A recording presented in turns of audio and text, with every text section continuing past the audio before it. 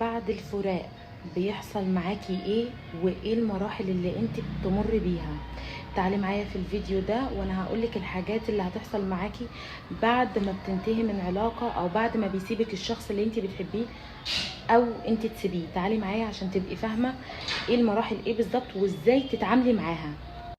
اول مرحلة مرحلة عدم الادراك، ودي المرحلة اللي بتبقي مش قادرة تدركي فيها اللي حصل او مش مصدقة اللي بيحصل ومش مصدقة ان انت رجعت لنقطة الصفر، وبيبقى كل املك ان الموضوع يرجع تاني او ان العلاقة دي ترجع تاني.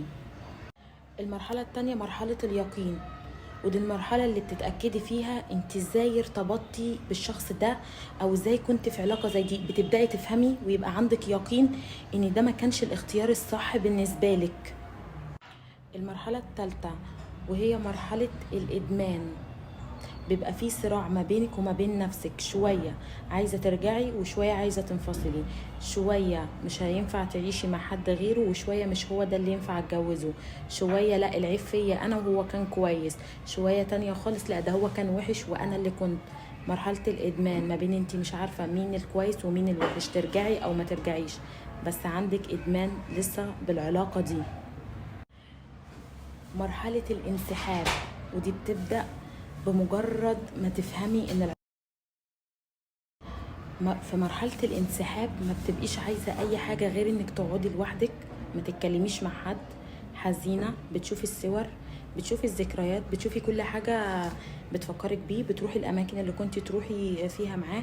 ودي بتبقى اصعب مرحلة او اصعب وقت انت بتمري بيه بعد علاقة الانفصال.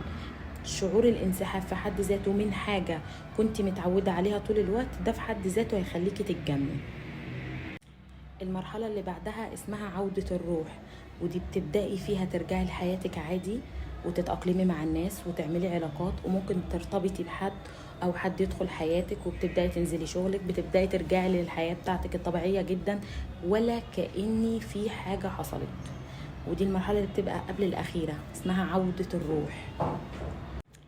بعدها مرحلة التعافي، بتبقي عفيتي، مش عايزة تعرفي حاجة عنه، مش عايزة تفتكريه، مش عايزة تفتكري أي حاجة. انتي بنفسك لو عدى من قدامك مش هتبقي عايزة تشوفيه، بتبقي عايزة تنسي كل حاجة عشتوها مع بعض، بتمسحي صور، بتمسحي أرقام، بتبقي تعافيتي من العلاقة دي، بتبقي مش عايزة العلاقة دي، مش عايزة تفتكريها، لا بتحني ولا عايزة تفتكري، الشعور واحد.